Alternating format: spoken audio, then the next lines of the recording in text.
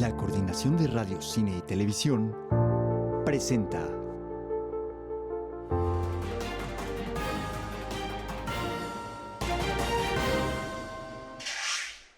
¿Qué tal? Muy buenos días, bienvenidos a la primera emisión de Ahora Noticias. Hoy es jueves 7 de septiembre de 2023 y estos son los titulares.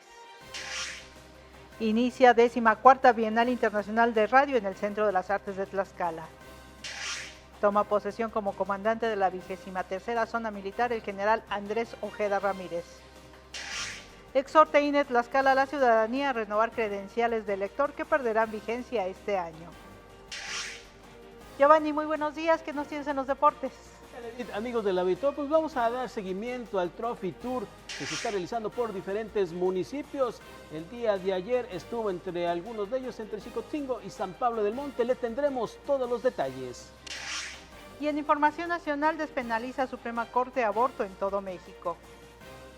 En información internacional, África pide inversiones y reformas financieras para impulsar crecimiento verde.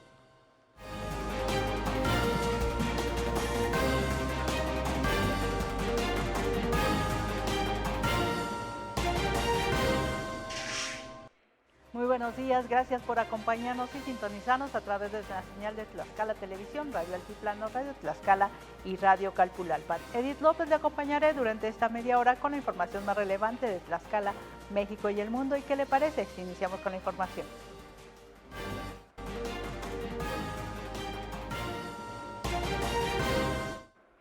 Como ya se lo comentaba, el día de ayer inició en el Centro de las Artes la 14ª Bienal Internacional de Radio con la participación de expertos en el tema. Vamos a conocer los detalles.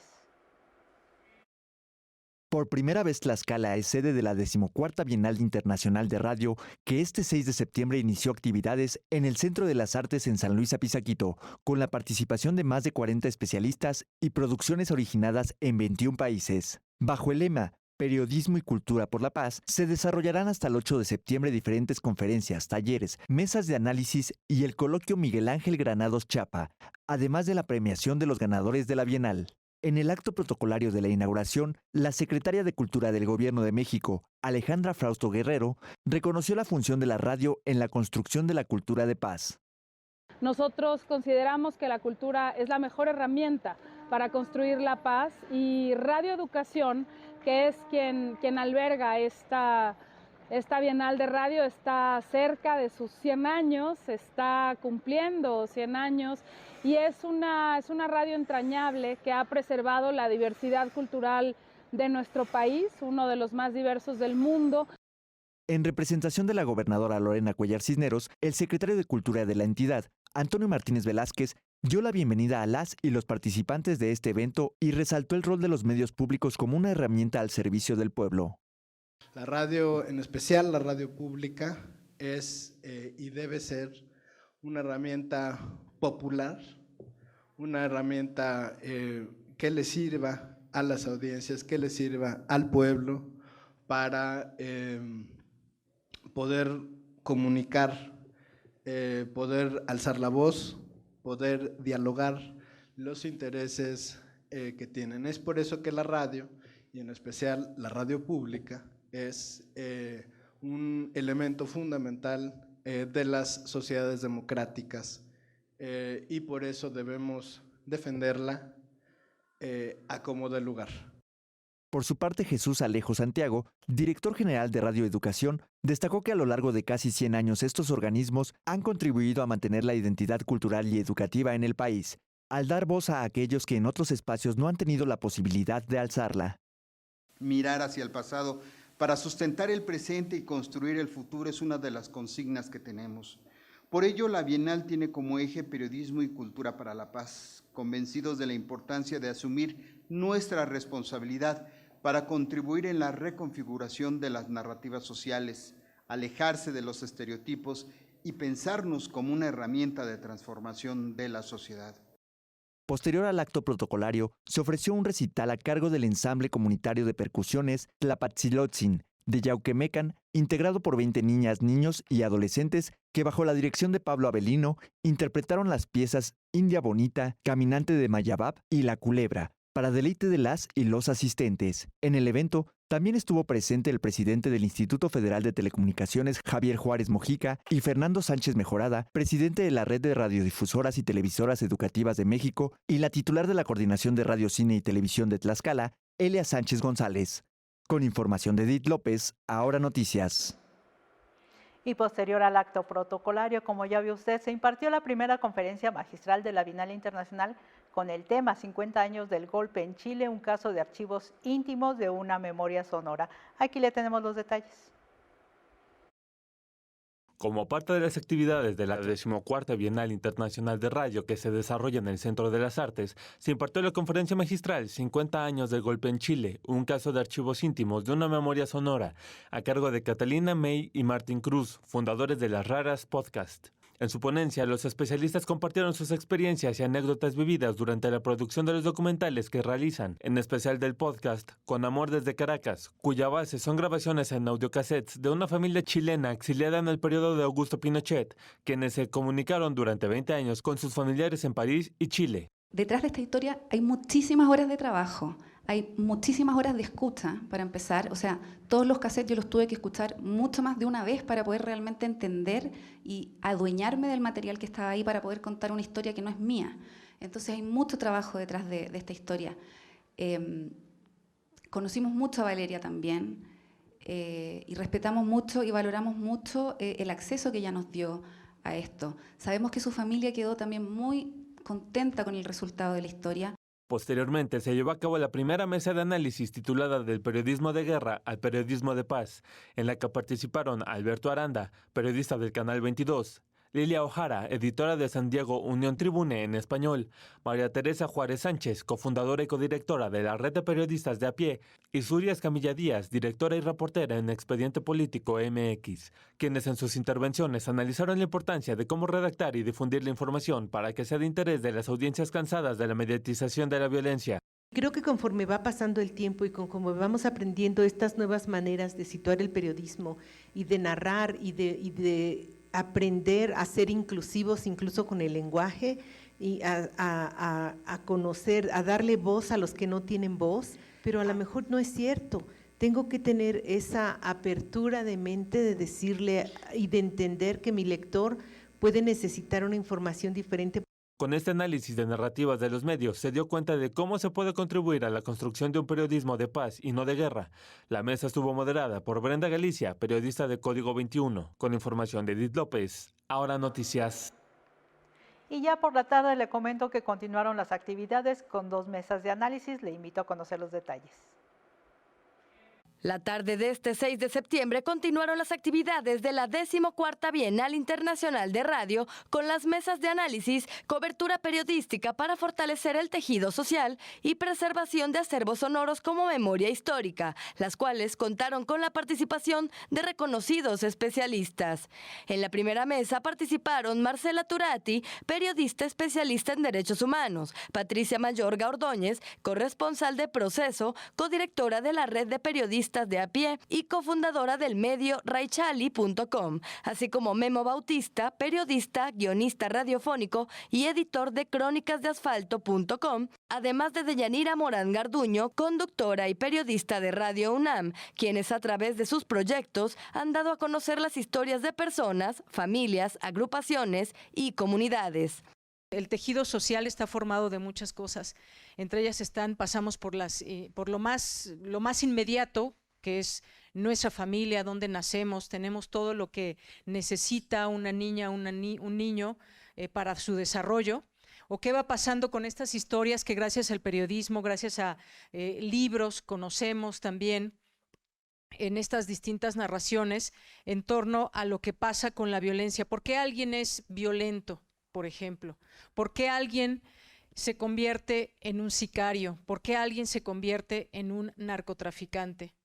Más tarde, se desarrolló la mesa Preservación de acervos sonoros como memoria histórica, en la que se habló acerca de la importancia y los retos de la conservación de los acervos sonoros a través de las nuevas tecnologías, con la participación de Ana Lidia Domínguez, directora de promoción y difusión del sonido de la Fonoteca Nacional, Alberto Pacheco Pedraza, coordinador del proyecto Mexicana Repositorio del Patrimonio Cultural de México de la Secretaría de Cultura, y Gabriela Pulido Llano, directora general de Memoria Histórica y Cultural de México.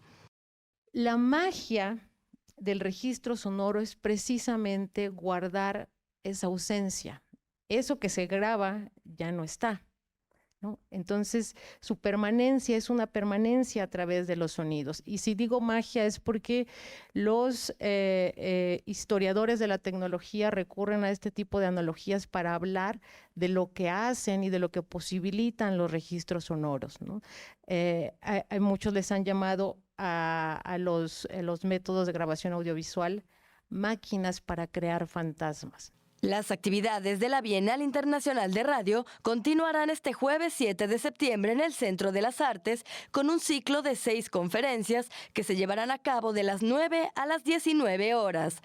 Para Ahora Noticias, Marian Gómez. Y en otro tema, el general Andrés Ojeda Ramírez tomó posesión como comandante de la 23ª Zona Militar. La mañana de este miércoles, el general de brigada diplomado de Estado Mayor, Andrés Ojeda Ramírez, rindió protesta de bandera y tomó posesión del cargo como comandante de la 23ª Zona Militar, acto que atestiguó el secretario de Gobierno, Sergio González Hernández, en representación de la gobernadora Lorena Cuellar. Al interior de la base castrense de Panotla, el general de división diplomado de Estado Mayor, Julio Álvarez Arellano, comandante de la 6ª Región Militar, pidió a los elementos que conforman la 23ª Zona Militar guardar respeto y obediencia al general de brigada Andrés Ojeda Ramírez. Por orden del ciudadano presidente de la República, se reconocerá como comandante de la 23ª Zona Militar al ciudadano general de brigada diplomado de Estado Mayor Andrés Ojeda Ramírez, aquí presente, a quien se guardará el respeto debido a su jerarquía y se obedecerá en todo lo que mandare referente al servicio, de palabra o por escrito, de acuerdo con lo dispuesto en las leyes y reglamentos. Posterior a la toma de protesta, los altos mandos adscritos a la 23 Zona Militar se presentaron y pusieron a las órdenes del nuevo comandante. Cabe señalar que Andrés Ojeda Ramírez ingresó al Ejército Mexicano en 1983 como cadete del Heroico Colegio Militar. Se graduó como oficial de infantería en 1987 y fue asignado al primer batallón de infantería con matriz en la ciudad de Puebla. Como oficial subalterno se desempeñó en la Escuela Militar de Sargentos, en el 3er Batallón de Policía Militar y en el 2º Batallón de Operaciones Especiales. Se desempeñó como agregado militar y aéreo adjunto a la Embajada de México en Guatemala y fue coordinador de asesores del subsecretario de la Defensa Nacional de diciembre de 2018 a marzo de 2020. Y hasta el 31 de agosto del presente año fungió como jefe de Estado Mayor de la 3ª Región Militar con matriz en Mazatlán, Sinaloa. Para Ahora Noticias, Marian Gómez. Son las 8 de la mañana con 14 minutos, momento de hacer una pausa. Le invitamos a que nos acompañe porque le tendremos más información nacional y por supuesto más información local y los deportes. Regresamos.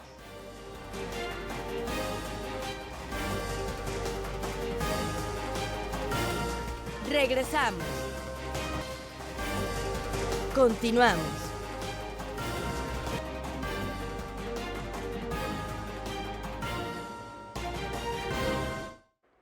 Gracias por continuar con nosotros en esta su primera emisión de Ahora Noticias y es momento de conocer las breves nacionales. La Suprema Corte de Justicia de la Nación, SCJN, determinó este miércoles que es inconstitucional la penalización del aborto en el Código Penal Federal de México. En un breve comunicado, la primera sala de la Corte resolvió que el castigo del delito de aborto es violatorio de los derechos humanos de las mujeres y personas con capacidad de gestar. La decisión se toma a partir de un amparo interpuesto por el Grupo de Información en Reproducción Elegida y otras organizaciones en contra del Congreso de la Unión y el Ejecutivo Federal por haber emitido una regulación que criminaliza dicha práctica. Ahora, solo falta que el Senado de la República y la Cámara de Diputados modifiquen el Código Penal Federal para que el aborto sea eliminado como delito. Este miércoles, en conferencia de prensa, los dirigentes nacionales del Movimiento de Regeneración Nacional anunciaron que Claudia Sheinbaum Pardo fue la ganadora de la encuesta que realizó el partido para designar a la persona que encabezará la Coordinación Nacional de los Comités de la Defensa de la Transformación. Alfonso Durazo, presidente del Consejo Nacional de Morena, PT y Partido Verde, informó que la ex jefa de gobierno de la Ciudad de México fue la que obtuvo el mayor respaldo de la ciudadanía durante el proceso, con una preferencia de alrededor del 39% en las 5 encuestas realizadas. En su oportunidad, la coordinadora de los comités, Claudia Sheinbaum, llamó a la unidad del partido, remarcando que las puertas del movimiento siempre van a estar abiertas para todos, al tiempo que destacó que este nombramiento es por decisión del pueblo de México e invitó a sus simpatizantes a reunirse este jueves para iniciar el proceso electoral de 2024. En esta rueda de prensa estuvieron presentes los aspirantes Adán Augusto López Hernández, Gerardo Fernández Noroña, Manuel Velasco y Ricardo Monreal, quienes expresaron su apoyo y respaldo a la ahora coordinadora nacional de los comités de la defensa de la transformación, Claudia Sheinbaum Pardo. Cabe señalar que en el evento estuvo ausente Marcelo Ebrard, quien previamente anunció que no reconocería los resultados de la encuesta por las inconsistencias que supuestamente su equipo de trabajo había detectado. Y retomamos la información local, ya que el INE en Tlaxcala exhorta a la ciudadanía a renovar sus credenciales. Si están a punto de perder vigencia, por favor, ponga mucha atención. La Junta Local del Instituto Nacional Electoral en Tlaxcala exhorta a las y los ciudadanos con credenciales expedidas en el año 2013 a renovarlas, ya que a partir del 1 de enero de 2024 dejarán de tener vigencia, lo que ocasionará que no se puedan utilizar como identificación oficial, además de que no podrán participar en el proceso electoral de 2024. La vocal del Registro Federal de Electores del INE en Tlaxcala, Eilinsa Caula Cárdenas, señaló que en la entidad hay aproximadamente 40,000 credenciales que están por expirar. La pérdida de vigencia de las credenciales 2023, estamos también a nada de que expiren estas credenciales, entonces le pedimos a la ciudadanía que quien tenga una credencial con esta terminación, pues que acuda a nuestros módulos de atención ciudadana a renovarla, porque pues el próximo 2 de junio estaremos votando por nuestras y nuestros representantes, así que es importante contar con una credencial vigente. La vocal señaló que los documentos que deben presentar los ciudadanos para realizar el trámite son acta de nacimiento en original, un comprobante de domicilio que no exceda de 3 meses de expedición y una identificación oficial con fotografía, que incluso puede ser la misma credencial que se va a renovar.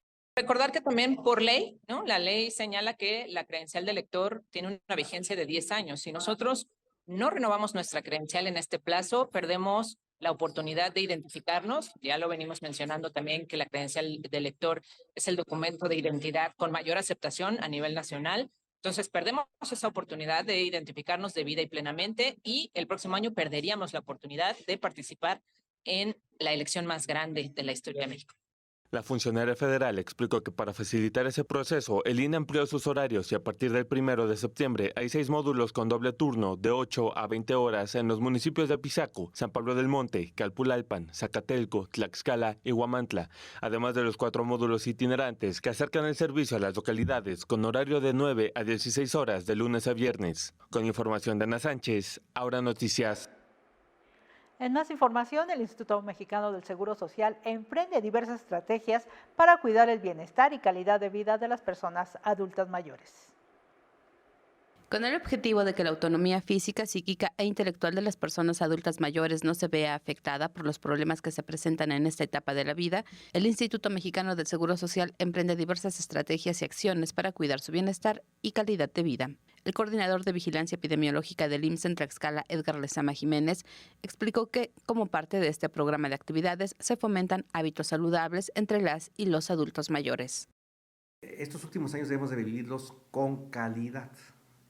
Y para vivir con calidad debemos de tomar algunos conceptos muy básicos. El primero de ellos es, en la parte preventiva, alimentación saludable, ricas en frutas y verduras.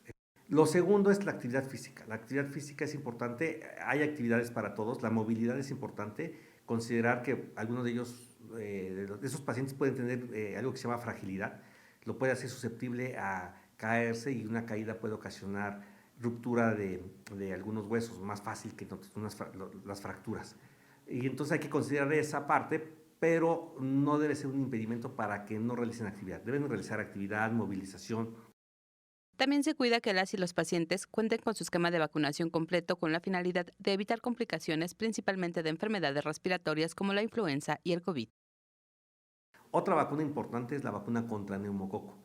Neumococo es una bacteria que causa una enfermedad respiratoria, pero que puede complicarse y producir afectación al sistema nervioso central, meningitis, lo cual sería una complicación muy grave, y entonces esto se puede prevenir mediante esta vacuna.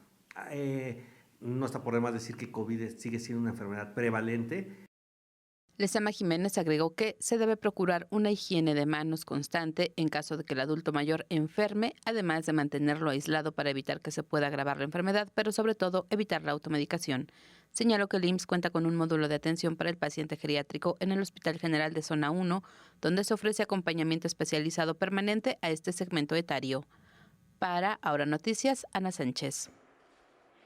Y en otro tema le comento que en las instalaciones de la Comisión Estatal de Derechos Humanos se impartió la conferencia Intersexualidad y Derechos Humanos.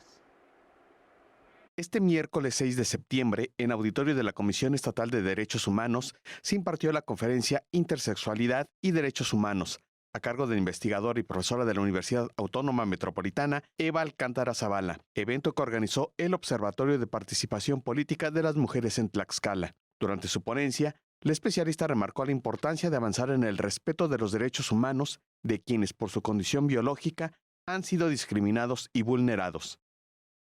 En la esfera familiar, escolar, deportiva, social y en los espacios médicos, las personas intersexuales enfrentan la presunción de que la presencia de variaciones congénitas en las características sexuales debe ser corregida y normalizada a los estándares corporales binarios de una mujer o de un hombre promedio, incluso por medios invasivos irreversibles como cirugías, aun cuando la mayoría de los casos dichas variaciones no constituyen un peligro a la vida o la salud de las personas intersexuales.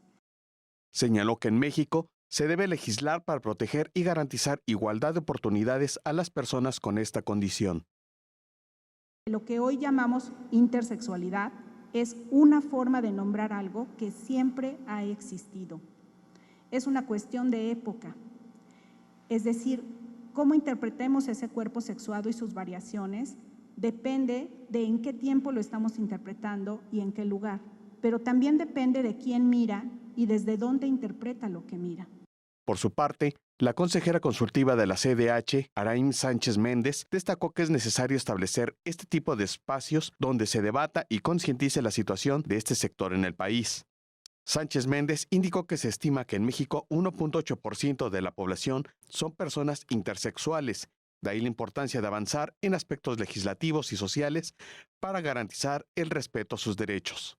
Con información de Ana Sánchez, Ahora Noticias.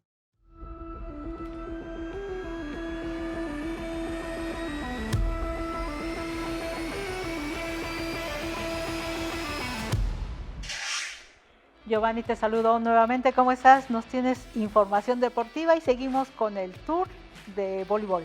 Claro que sí, Edith. Estamos a 28 días de que se celebre el Campeonato Mundial de Voleibol de Playa y el Trophy Tour, que está realizando gira por los municipios, continúa activo. Estuvo en contacto con medallistas de Juegos Nacionales. El Trophy Tour del Campeonato Mundial de Voleibol de Playa Tlaxcala 2023 llegó a la tierra de campeones, San Pablo del Monte.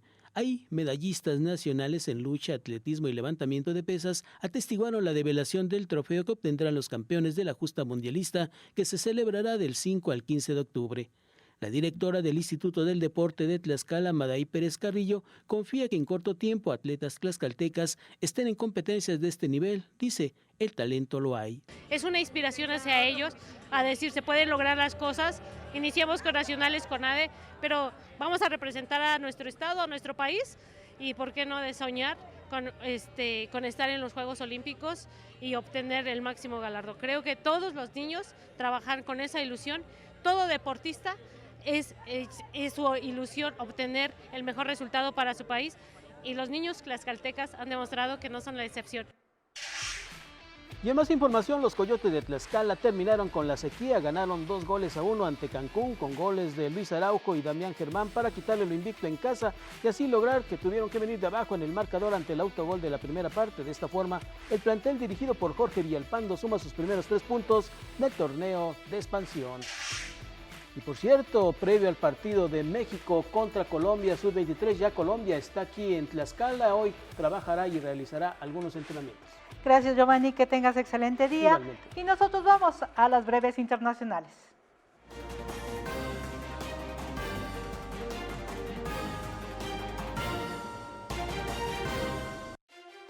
Los dirigentes africanos llamaron el miércoles a invertir y reformar el sistema financiero global para impulsar un crecimiento verde en el continente. El pedido fue la conclusión de una cumbre histórica de 3 días en Nairobi, la capital keniana, en la que participaron jefes de Estado, gobierno y empresarios. Donald Trump fue declarado nuevamente responsable de difamar a una mujer que lo acusa de violación. El expresidente de Estados Unidos ya había sido declarado responsable en mayo por el jurado de un tribunal civil de Nueva York por la agresión sexual en 1996 de E. Jean Carroll y por difamarla en comentarios realizados en octubre de 2022. Pero la excolumnista de la revista Elle había presentado otra denuncia por unas declaraciones anteriores de Trump, a raíz de sus primeras acusaciones contenidas en un libro. Hasta aquí la primera emisión. Gracias por acompañarnos a través de la señal de Tlaxcala Televisión, Radio Altiplano, Radio Tlaxcala y Radio Calpulalpan. Le deseamos que tenga un excelente día.